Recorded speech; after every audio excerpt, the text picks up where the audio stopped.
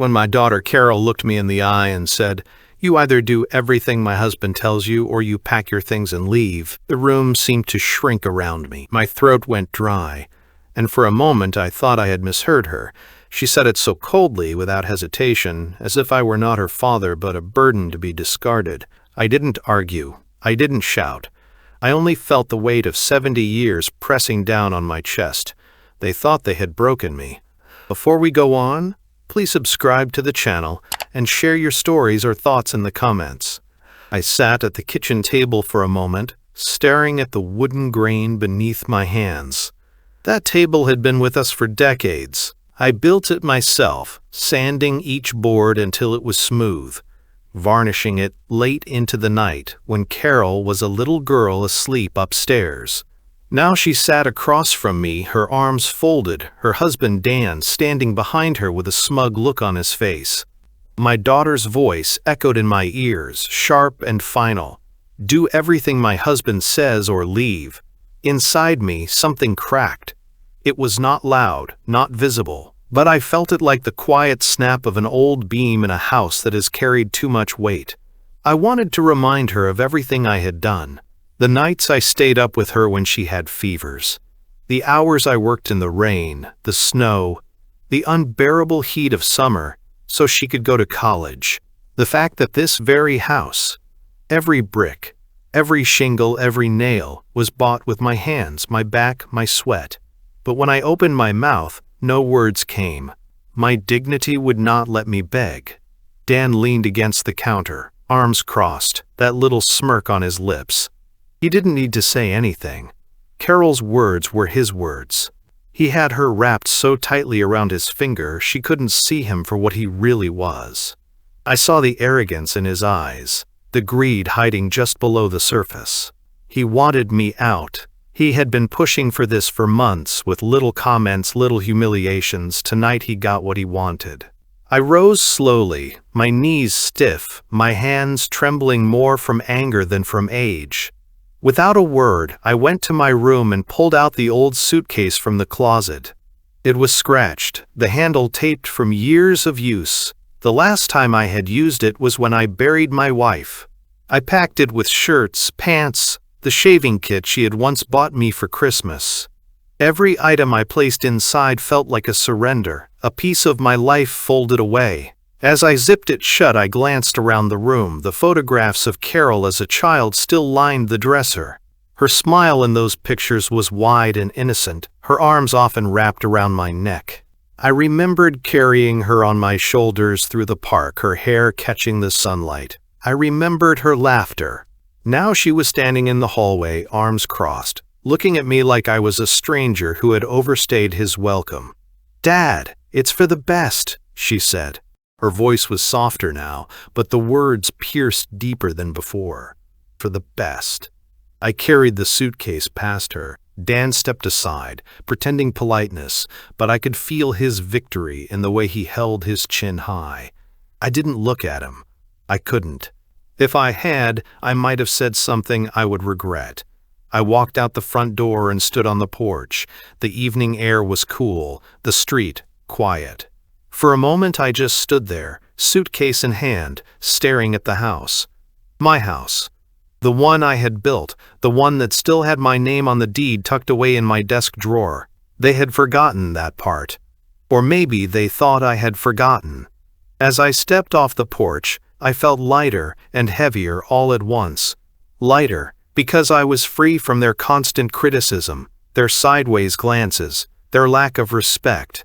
Heavier because I realized just how deep the cut of betrayal can go when it comes from your own blood. I walked down the street to where my old pickup was parked. The same truck Dan often mocked, calling it a rust bucket. I placed the suitcase in the back seat and sat behind the wheel. For a long moment I didn't start the engine. My hands rested on the steering wheel and I let the silence settle in.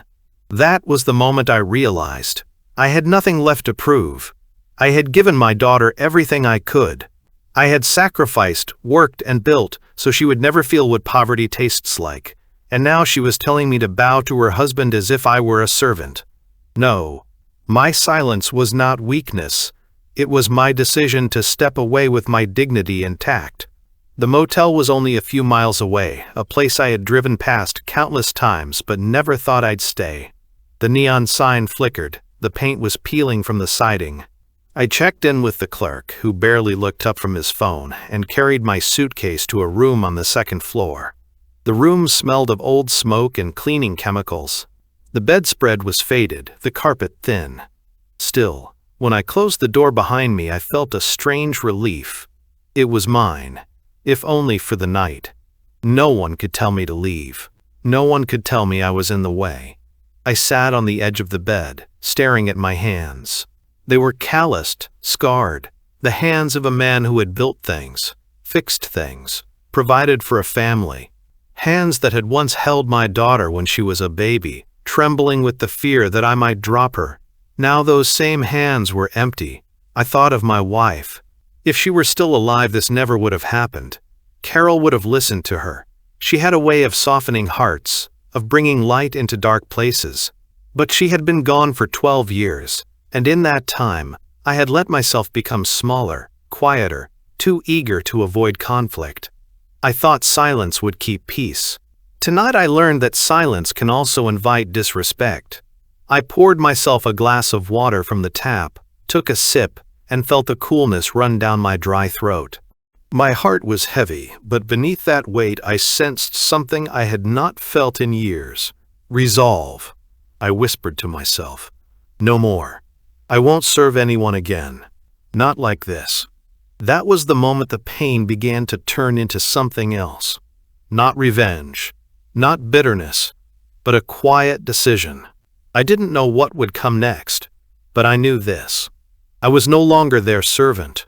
I was George Miller, and I was going to live on my terms, even if it meant starting over at 70.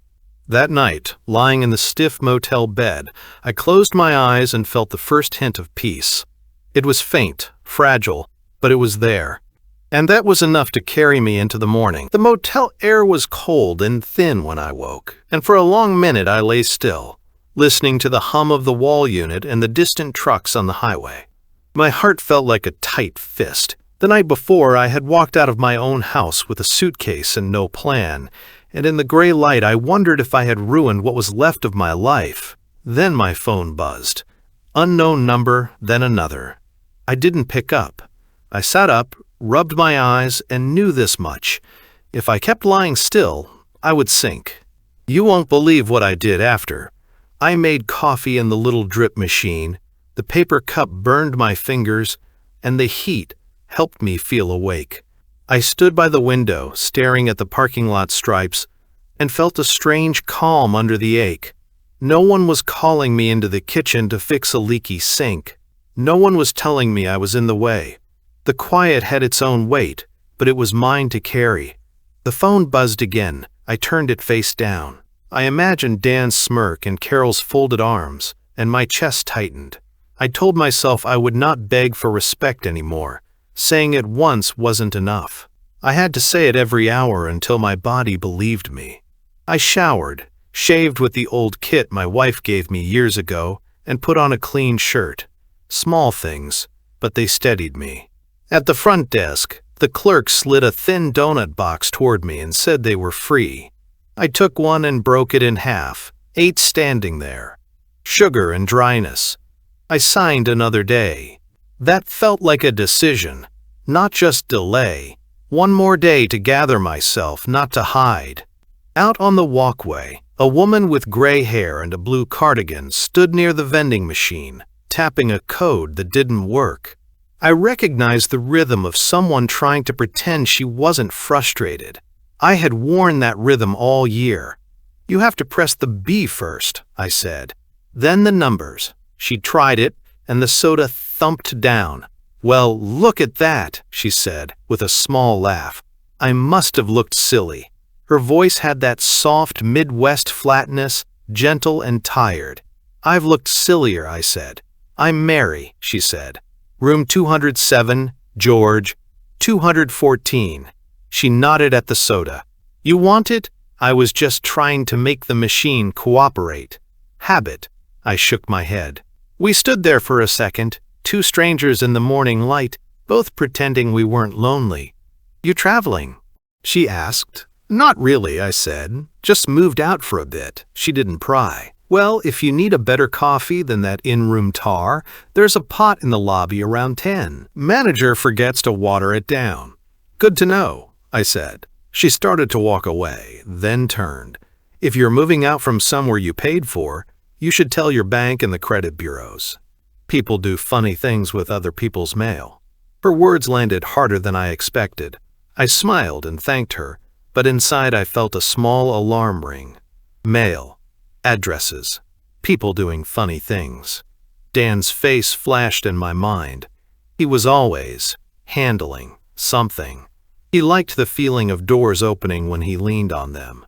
Back in the room, I opened my old notebook, the one I used when bids and lumber orders ran my days, and drew a line down the middle of a page. On the left I wrote, "What I can control." On the right, "What I can't." It was a trick my foreman taught me when I was 30 and scared of payroll. I wrote slow, letting the pen force me to think. Left side, my accounts, my credit, my deed, my phone, my choices. Right side, Carol's mood, Dan's mouth, the past. Seeing it on paper steadied me. It made my hands stop shaking. I called my bank first and updated my address to a P.O. box I could rent at the UPS store down the road. The woman on the line asked to verify recent charges. She read a hardware store I didn't recognize and an online sports book I definitely didn't. My stomach went tight. I told her the sports book wasn't mine. She flagged it and promised to send documents. I hung up and stared at the phone, feeling heat rise in my neck. I pictured Dan on our couch, clicking through bets, assuming it wouldn't touch me. He had probably laughed at my old truck, but he didn't laugh at my credit score. That score had bought what he was standing in. I put a fraud alert on my credit. The recorded voice sounded cheery. I felt like a man locking a door after someone had already wandered in and eaten at my table.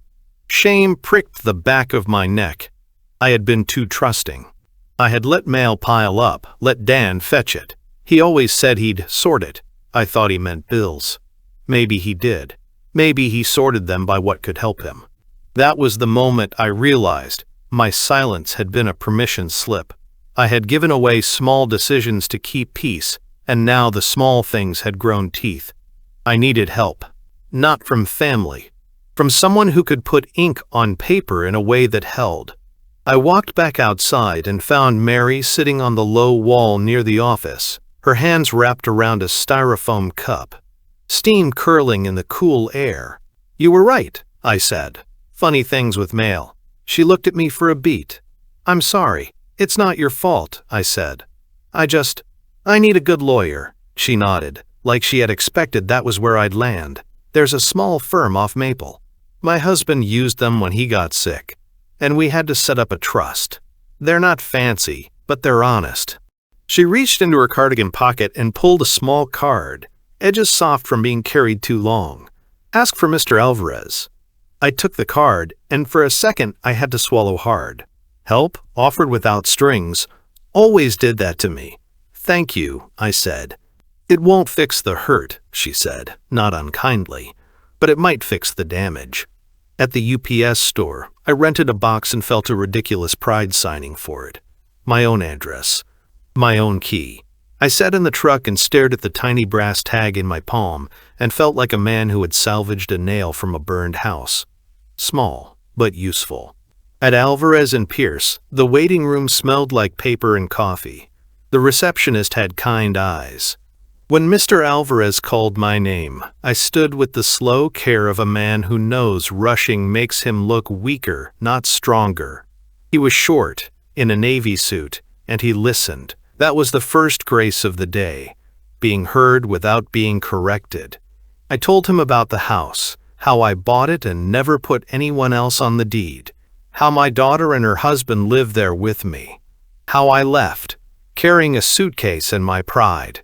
I told him about the suspicious charges and Mary's warning about mail. He asked simple questions. Dates. Names. Where the deed was. I told him I had a copy in a lockbox bolted behind the workbench in the garage and another in a folder in my truck. Habit from my building days. Always keep a backup where your hands can reach it. You want to protect the house from third-party risk and stop anyone from trying to use it without your consent, he said. Yes, I said. The word felt heavy and right. I want to be kind, but not blind. He nodded. We can place the house in a living trust with you as trustee. That creates a layer they can't cross with a smile and a story. It doesn't disinherit your daughter unless you choose that later. It just protects the asset. Protect the asset. It sounded cold, but I thought of late nights sanding baseboards while Carol slept upstairs, and I understood. Those boards were not just wood, they were safety. If I didn't guard them, I wasn't a good father. I had confused softness with love. Love sometimes required a lock. He drafted papers while I sat with a glass of water, looking at the framed diploma on his wall. My hands calmed. I signed where he showed me, my signature careful. Each pen stroke felt like I was standing up a little taller, bone by bone. We'll record the deed transfer to the trust with the county, he said. In the meantime, here is a letter instructing anyone contacting you about the property to route through our office. I held the letter and felt both strong and sick. Doing this without telling Carol first felt like betrayal, but I remembered her eyes when she said I should obey her husband. I remembered Dan's smirk. I thought of unknown charges on my account. That was the cause.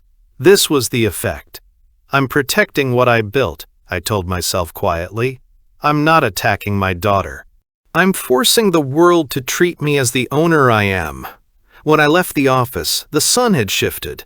The afternoon heat pressed down, and yet I felt cooler inside. I called the county recorder and confirmed the process. I arranged to meet Mr. Alvarez the next morning to retrieve the lockbox copy from my truck and finalize filings. Actions lined up like bricks. My breathing slowed. Back at the motel, I saw Mary on the walkway with a bag of groceries. I took it from her without asking and followed her to her door. The room smelled like lemon cleaner and laundry. She put the food away and handed me a small notepad. Write down what you did today, she said. It helps when the doubts come at night, I wrote. New address. Fraud alert. Met lawyer. Signed trust papers. Next steps. Deed recording. Change utility accounts. Forward mail. The words on the page looked plain, like a shopping list, but each was a plank on the bridge back to myself. That evening, I heated the leftover donut in the microwave and ate it slowly. I thought of Carol. I let myself remember her small hand in mine the first day of kindergarten, the way she cried when a bike chain snapped and scraped her knee, how she clung to me at her mother's funeral. My chest hurt in that clean, old way grief hurts. I whispered, "I love you, kid," into the empty room. Then I set the notepad by the lamp and lay down. The phone buzzed once more. I let it ring out. I had made choices that day that would change the shape of our family. It hurt. It was necessary.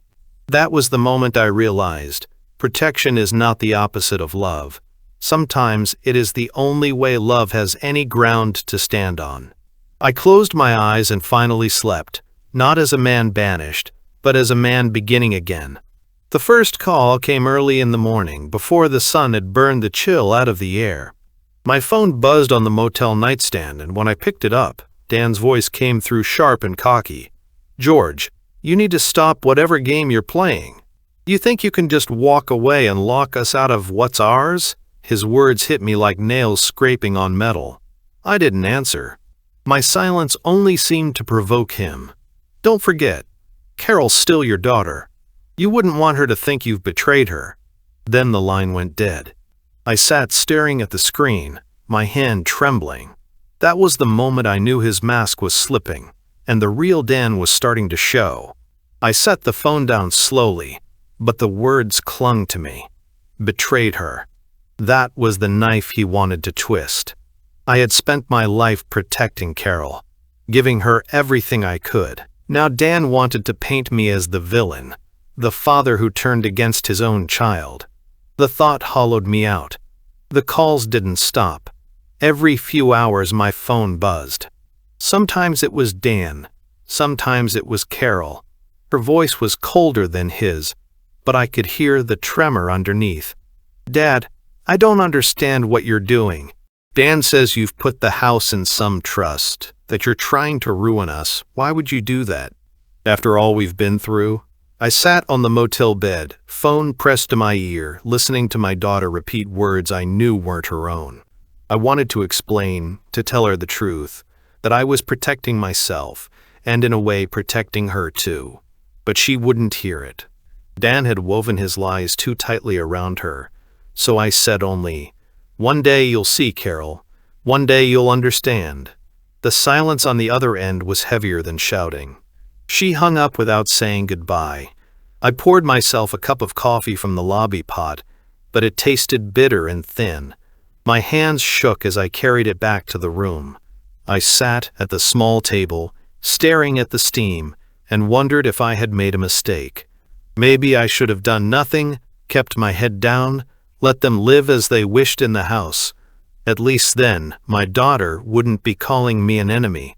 But then I remembered the credit charges, the forged mail, the smug look on Dan's face. Doing nothing wasn't peace. It was surrender. That was the moment I reminded myself. Love without boundaries becomes self-destruction. Later that week I walked into Mr. Alvarez's office again. I carried the lockbox folder with the deed inside, my old handwriting across the title page. He looked it over, nodded, and filed it with quiet efficiency. "This will stand," he said.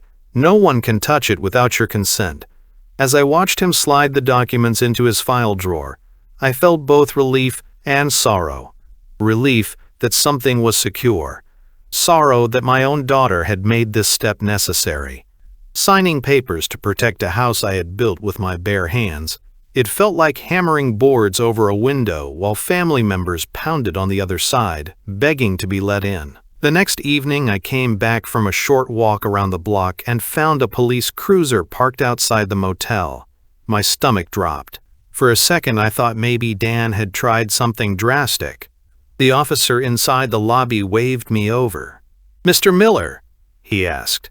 "Yes," I said, my voice steady, though my palms were damp. He handed me a folded paper. "We received a report about possible fraud tied to your address. A gentleman named Dan Harris has been questioned regarding online betting accounts. Your name and address were linked." I took the paper, my chest tightening, and, the officer shook his head, "No charges against you. But you should know, this man is under investigation for significant gambling debts. We advise caution." I thanked him, though my mouth was dry. When I returned to my room, I sat heavily on the bed and unfolded the paper again. Dan's name glared up at me in black ink. Gambling. Debt. Investigation. The words were ugly, but they carried a strange weight of justice. The man who had told me to get out, who had used my daughter's loyalty as a weapon, he was crumbling under his own lies. I let out a long breath. For the first time in weeks, I felt a flicker of satisfaction. Not joy, not gloating, just the quiet recognition that truth was beginning to do what I couldn't, expose him. That night, Carol called again. Her voice was sharp, almost panicked. "Dad, what have you done?" "Dan says the police are after him because of you. He says you set him up. Why are you trying to destroy my marriage?" I closed my eyes, listening to her defend a man who was already standing in quicksand. My throat ached, but I spoke softly. "Carol, I didn't bring the police. Dan brought them on himself. You need to look closer at what he's doing." "You're lying," she snapped. "He told me you'd say that. He said you'd try to turn me against him." Her words cut deeper than I expected. "He told me you'd say that." Dan had prepared her for every defense I could give, twisting even the truth into part of his trap. "Carol," I whispered, "I would never betray you. I've spent my whole life trying to give you something safe. One day you'll see that." But she hung up again, and the silence was like a door slamming in my chest. I sat there for a long time, the phone heavy in my hand. My daughter believed her husband's lies more than she believed her father's truth. That realization pressed down on me harder than the motel's thin mattress. harder than the years on my shoulders. I turned off the lamp and lay in the dark. The hum of the air unit filled the room. I thought of Carol as a little girl, asleep on the couch with her head in my lap, trusting me to keep her safe. I thought of her now, closing her heart against me because a man whispered poison into her ear. And yet, beneath the ache, something steadier began to rise. I could not control her choices. I could not force her to see what was in front of her. But I could stand firm. I could keep the house safe, keep myself safe, until the day truth broke through the fog. That was the moment I understood. My battle was not to win her back with words. My battle was to hold the line with actions. Quiet, steady, unshaken. I whispered into the dark, not sure if I was speaking to my wife's memory or to myself. I won't bend anymore, not this time. And with that, I closed my eyes, not at peace yet, but with a strange new strength beginning to grow inside me, like the first nail driven straight into fresh wood. The courthouse smelled like paper and old coffee, and the halls were colder than the season called for. I stood by a window with my folder tucked under my arm, watching my breath fog the glass. Carol walked in first, jaw set, eyes hot. Dan followed with that practiced calm he wore like a suit. He nodded at me as if we were partners in something. My heart thudded once, heavy and slow. I was outnumbered, but not unprepared. You won't believe what they tried to pull inside that room, and you won't believe who stood up beside me when it mattered. The night before I hadn't slept much. I had ironed my shirt by hand on the motel desk and lined up my papers so the corners met. I kept hearing Carol's voice from the calls, accusing, wounded, not herself. In the mirror, I looked older than I felt, and then older than I wanted to admit. I told myself, out loud, that I was not here to win an argument with my child. I was here to protect what I had built and what still held us together, even if none of them could see it yet. Mr. Alvarez met me at the courthouse door. He had 2 pens in his pocket and a quiet smile that said he'd seen worse storms than this. He touched the folder under my arm. You've got the trust documents and the deed copies. I do, I said. My voice sounded steady, which surprised me. In the hallway, Carol stopped a few feet from me. I could see the tightness in her neck, the way she held her shoulders high like armor. Dad, she said, flat and cold, you're ruining my marriage. I swallowed. The words were meant to make me bend. They had worked on me before. I'm protecting my home, I said. I kept my tone even. If I tried to soften it, I would collapse. If I tried to harden it, I would become something I wasn't. Dan leaned in, his mouth curving. You should have stayed quiet, old man. Now you'll lose everything. I looked at him and felt that breath-stealing mix of rage and pity that only a liar can summon in a decent man. I already lost enough, I said. Today I'm just taking back what's mine.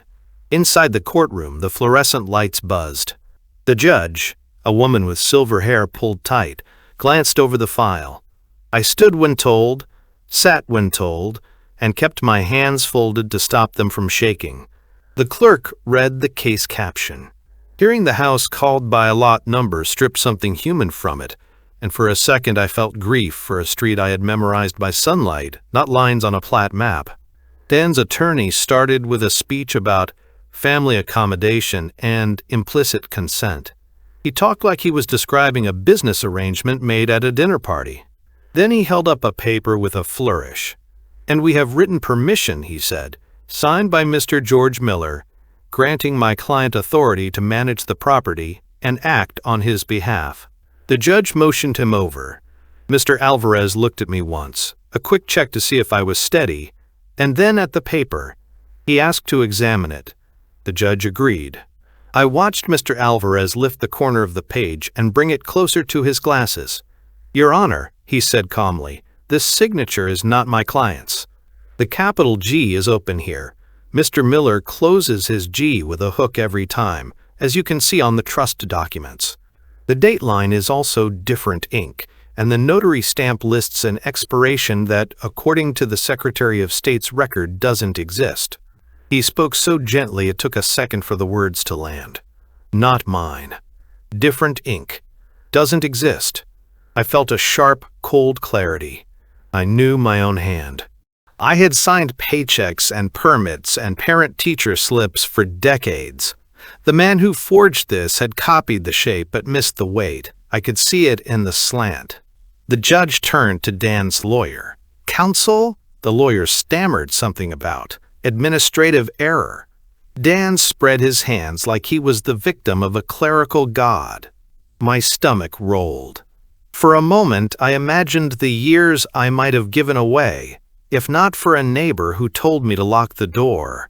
Mr. Alvarez lifted our folder like a shield. "We ask the court to consider the trust instrument executed before the alleged authorization, recorded with the county, and to enjoin any further interference by Mr. Harris pending full hearing.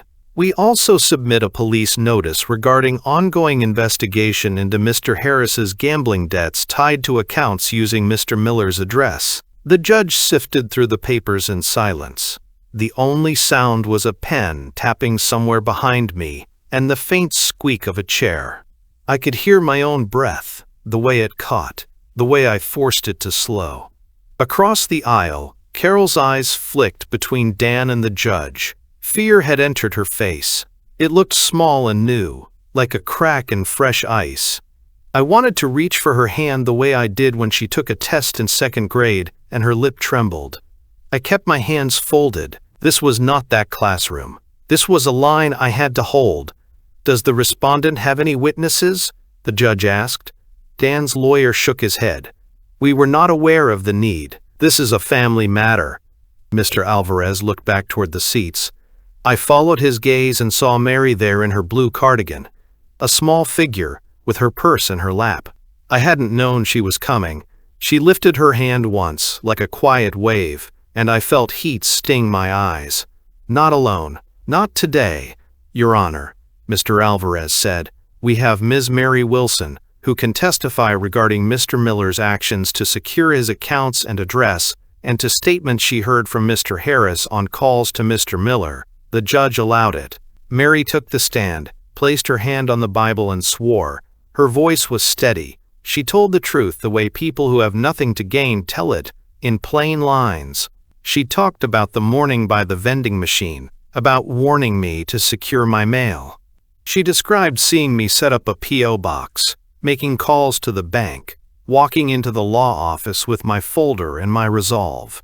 Then she said quietly that she had heard Dan's voice on the phone one morning in the motel parking lot, loud enough to carry across the cars, threatening that I would regret crossing him, and that papers were in the works. Dan's attorney objected to characterizations, and the judge sustained, but the seed had been planted. Mary stepped down and returned to her seat, hands folded, eyes on me. I mouthed, "Thank you." She nodded like a person who had simply held a flashlight while you worked. When it was my turn, Mr. Alvarez asked only a few questions. He didn't need me to perform. He needed me to be clear. I told the judge I loved my daughter. I said it plainly and felt something inside me shake. I said I could not and would not allow a son-in-law to use my name, my address, or my house as his personal leverage anymore. I explained the trust, my reasons, and my fear that doing nothing would leave me with nothing. My voice did not rise. It did not break. It just carried the weight of the truth across the room and set it down on the oak. The judge looked at me for a long moment. Her face gave nothing away. Then she spoke. "The court will grant a temporary injunction. Mr. Harris is prohibited from representing any authority over Mr. Miller's property, from altering or encumbering said property, and from contacting Mr. Miller outside counsel. A hearing on the merits will be set, but until then, possession and control remain with Mr. Miller and the trust." I heard Mr. Alvarez exhale. Somewhere behind me a chair scraped. Dan muttered under his breath, and Carol let out a short sound that was half gasp, half swallow.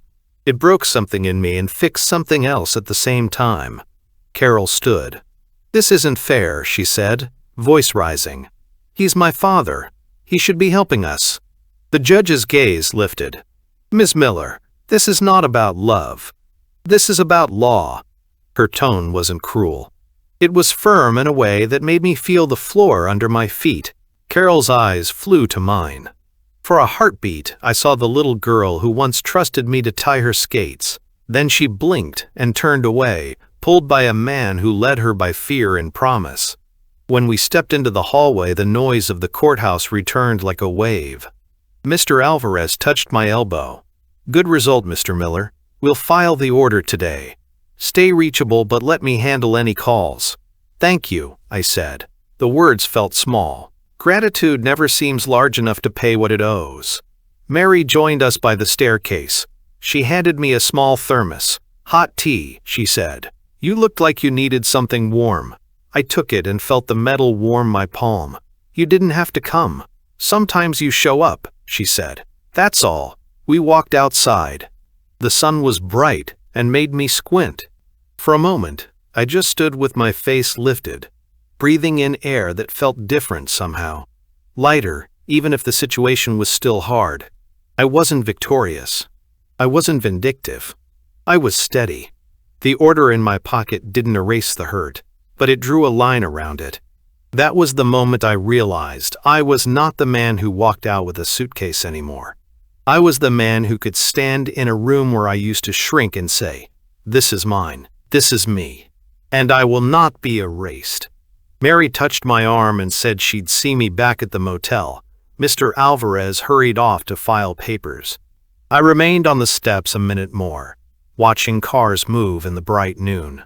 Somewhere on the other side of town, my house stood where I had left it. Sunlight across the porch. Boards still sound. It would be there tomorrow too, and so would I. The first sign came in whispers. Two men in dark jackets knocked on my motel door one morning, asking if I knew Dan Harris.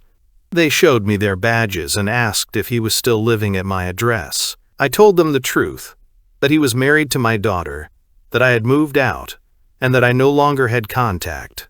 They nodded, thanked me, and left. When the door closed, I stood there for a long time, staring at the wood grain, my hand still on the knob. My son-in-law was being hunted, and somehow, my name was still tied to his mess. That was the moment I knew the storm he had stirred was finally closing in. That afternoon I heard from Mr. Alvarez. He confirmed it. Dan was drowning in debts from illegal betting. Collectors were circling. The police were building a case. I listened quietly, pressing the phone against my ear until it hurt. A part of me felt vindicated. Another part ached, knowing Carol would be the one left in the ruins. 2 nights later, the news broke faster than I expected. I was pouring myself a late cup of coffee in the motel lobby when the TV above the desk flickered with a local report. Dan's face appeared, mugshot lighting, jaw tight, eyes blank. Words rolled across the screen: arrested for fraud, illegal gambling, outstanding debts. My stomach knotted. It wasn't joy I felt, not even relief. It was a strange heaviness, like watching a house finally collapse after years of hidden rot. You don't cheer when wood splits and nails groan, you just listen to the sound and feel the ground shake. I sat there until the report ended, the coffee cooling in my hands. When I finally looked up, Mary was standing nearby. She had been quiet, giving me space, but her eyes told me she had seen the same story. "It was bound to happen," she said softly. "I know," I murmured. My throat felt tight, but it doesn't make it easier. Later that night, my phone rang. I almost didn't answer, but the screen showed Carol's name. My chest clenched. I pressed it to my ear and said, "Hello." She was crying, not the sharp, angry voice I'd heard for weeks. This was different, raw, broken. "Dad, he's gone. They took him. I don't know what to do." For a moment, I couldn't speak. My heart ached hearing her sobs. I wanted to hold her like I had when she was little, when a scraped knee seemed like the end of the world. But she was not that child anymore, and the wounds now were deeper. "I warned you, Carol," I said gently. The words tasted bitter. "I told you he was dragging you down." "I didn't believe you," she said between sobs. "I thought you hated him. I thought you just didn't want me happy. I see it now. I was blind. And I hurt you. I hurt you so much." Her words cut and healed at the same time. I closed my eyes, breathing slow. "You're my daughter. You can hurt me, but you can't erase me. I'm still here." She cried harder. "I lost everything, Dad. The house, the money, the marriage. I don't even know where to go." I pressed my forehead against my hand. My chest ached with love and weariness. I wanted to offer her the world again, to shield her. But another voice inside reminded me. The last time I gave everything, I ended up with nothing. That was the moment I realized. Forgiveness and trust are not the same thing.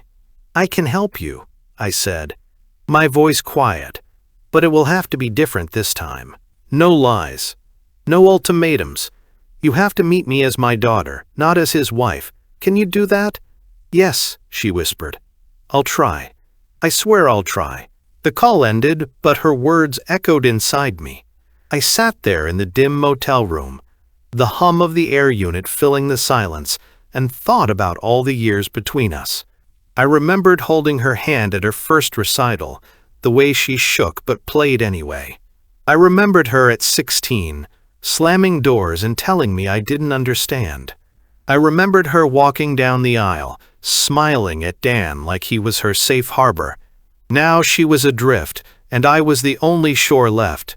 The next day she came to see me. When I opened the motel door, she stood there small, eyes swollen, hands twisting the strap of her purse. For a moment we just looked at each other. Then she said, "I'm sorry, Dad, it wasn't enough to heal the past, but it was enough to open the door wider." We sat inside, the thin curtains letting in pale light. She told me everything, the debts she didn't know about, the threats from men she had never met, the way Dan had promised again and again that one more bet would fix it all. She spoke until her voice cracked. I listened, not with anger, not with triumph, but with the heavy patience of a man who has heard storms before. When she finished, silence settled. She stared at her hands. "You were right," she said finally, "and I was cruel. I chose him over you. I'll never forgive myself." I reached across the table and touched her wrist. My voice was steady. "You don't have to forgive yourself all at once. Just start by telling the truth. From now on." Her shoulders shook. She nodded. That was the moment I understood. My daughter was more important than the house, the papers, even my pride. She was still my blood, my only child. The house had walls. She had a soul. One could be rebuilt, the other could not. When she left that evening, I sat by the window watching her car pull away. My heart was torn between relief and fear. Relief that she had finally seen the truth. Fear that rebuilding would take more than she had strength for. I whispered into the quiet, as if my wife could still hear me. "I'll give her another chance. But this time I won't give myself away in the process." And with that thought, I felt something I hadn't felt in years. A balance. Not victory, not defeat, just balance. I went back to the house on a cool morning, the kind that makes your breath look like a quiet promise. The key felt heavier than I remembered. I stood on the porch where I used to watch Carol ride her first bike and where Dan once told me to, keep out of the way. I turned the lock and pushed the door. The silence sat thick, but it wasn't hostile. It was waiting. I stepped inside, set my suitcase down, and touched the wall with my palm. This was still mine. You won't believe what I told my daughter later that day. The air smelled like dust and old lemon cleaner. Sunlight fell across the floorboards I had laid with my own hands. I stood there, listening to the house breathe, and felt a blend of grief and pride. Grief for what we let happen under this roof, pride that the roof was still sound. I walked from room to room, opening windows, letting air find corners it hadn't reached in weeks. Every squeak of a hinge felt like a small apology accepted. In the kitchen I filled the chipped mug I always used, the one my wife picked up at a yard sale because she liked the blue ring around the rim. The handle warmed my fingers. I leaned against the counter and let the quiet soak into me. No one told me I was in the way. No one told me to move faster. I stood as long as I wanted, and let the kettle sing when it was ready, not before. Before noon I changed the locks. The drill bit shook a little in my hand at first, but steadied as I went. I replaced the deadbolt and the knob, wiped the brass with a rag, and tested the latch twice. Click. Clean and final. That sound felt like a boundary made of metal and will. I updated the utilities and the insurance, then put the new keys in a small wooden bowl on the entry table. A simple ritual. My house, my rules, my peace. Mary drove by later with a fern in a clay pot. She said ferns do well when the air is still working out what it wants to be. I set it on the windowsill. We sat at the kitchen table for a few minutes, drinking tea. She didn't ask how I felt. She waited until I spoke. My hupso, I'm not angry, I said. Po, I'm tired. And I'm clear. She nodded. That's a good mix for rebuilding. When she left, the house felt less empty. I walked to the spare bedroom and pulled out fresh sheets. I made the bed slow, smoothing corners like I was learning to respect them again. I caught my reflection in the mirror. Older, yes, but not hollow. The lines around my eyes looked like roads that had finally taken me somewhere I meant to go. The doorbell rang around 3. I knew it would be Carol. I had pictured this moment 100 ways, and none of them fit the real thing. She stood on the porch with her hands crossed over her chest, not in defiance this time, but in a kind of fragile self-hug. Her eyes were rimmed red. She looked past me into the hall like she was afraid the house would reject her. "Can I come in?" she asked. "Yes," I said. I stepped aside. "But let's talk in the kitchen." We sat at the table. I placed a mug of tea in front of her. Her hands were cold when they wrapped around it. For a while, neither of us spoke. The clock ticked. Outside, a car door shut, and a dog barked twice like a punctuation mark. I thought about how many times I had wanted to fill silence with explanations. Today I let it work on us. "I don't deserve this," she said finally, staring at the steam. "I don't deserve to sit here." "You're my daughter," I said. "You belong in my life." "But we need rules." Her eyes flicked up at me. Fear and relief wrestled on her face. "Okay. No keys," I said gently. "Not for now. We schedule visits. We talk honestly. You don't ask me to fix Dan's mess. And if you need help, real help, you say it straight." She nodded. Tears welled but didn't fall. "I can do that." "I know you can," I said, and the words surprised me with how true they felt. "But understand this too. I won't let anyone treat me like a servant again. Not you. Not anyone," she whispered. "I understand." Then she swallowed hard. Dan called from jail. He asked me to bring him money for a lawyer. I told him I couldn't. He called me a traitor. My stomach tightened. I kept my voice calm. "You're not a traitor for refusing to feed a fire." She stared at the table. "Can you help me find a place?" "Just a small apartment. I can't stay with friends." I'm ashamed. Shame, I thought, often keeps us from accepting the exact help that would clean it. "Yes," I said. "I'll help you look. I'll co-sign if I need to, but I won't pay Dan's debts. And I won't break the trust to hand him a dime." "I'm not asking," she said quickly. "Not for him. I'm asking for me." That answer loosened something tight in my chest. "Good," I said. "Then we can move forward." We spent the rest of the afternoon making calls. I sat at the table with a pad while she scrolled listings. Nothing fancy. Places with decent light and a door that locked. We left messages. We talked about deposits and credit checks and how to keep things in her name and no one else's. It wasn't dramatic work, it was steady work. The kind that looks small and feels large. In the evening, I drove her back to the motel where she had parked. Before she got out, she turned to me. "Dad, I need to say this again. I am sorry. When I told you to obey Dan or leave, I don't know who I was. You were afraid," I said. "I was afraid too. I thought if I stayed quiet, no one would hurt. I was wrong." She reached across the seat and squeezed my hand. "Thank you for not giving up on me." "I wanted to," I said. "But wanting and doing are different things." We both laughed a little. It was the kind of laugh people use to keep from breaking. Over the next weeks, the edges of my days softened.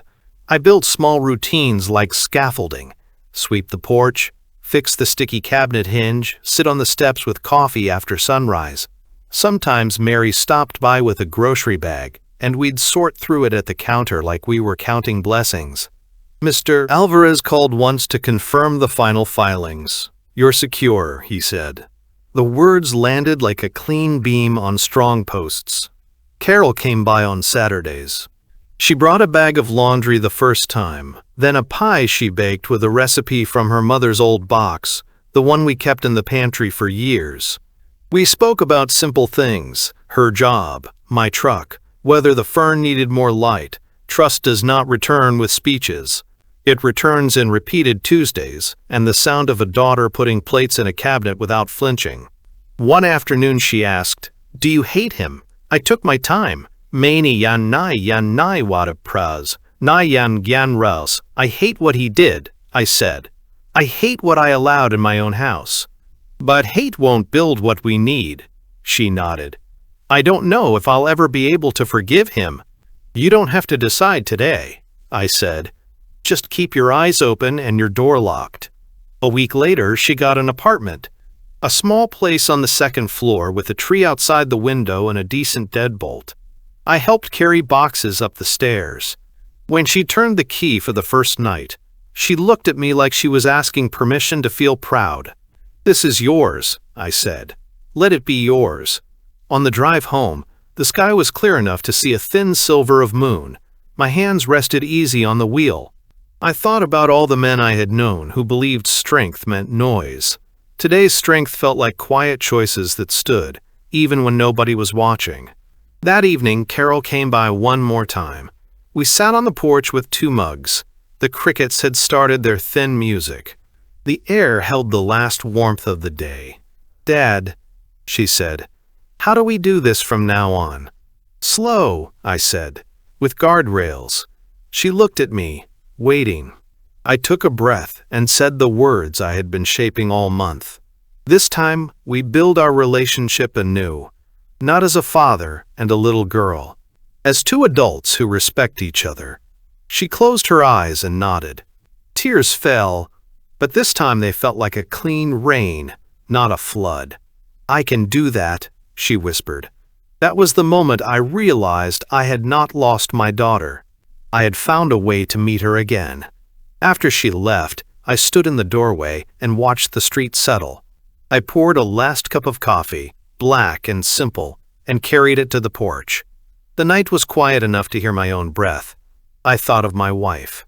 I thought of Mary's steady kindness. I thought of Mr. Alvarez's neat files, of the fern leaning toward the window, of locks that clicked and held. My heart felt calm, not because life had become easy, but because I had chosen the ground on which I would stand.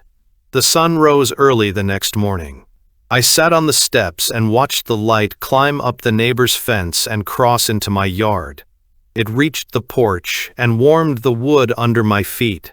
I held the cup with both hands, letting the heat seep into my fingers, and I smiled. For the first time in years, I was not bracing for the next demand, the next insult, the next cut from someone I loved. I was ready for whatever came because I knew my answer: respect or distance. Love, with boundaries. And a home that would remain a home, not a stage for someone else's hunger. Thank you for listening. If you enjoyed this story, please like the video, subscribe to the channel, and share your own story in the comments. And if you're curious about the next story, just click the box on the right. Thank you for watching.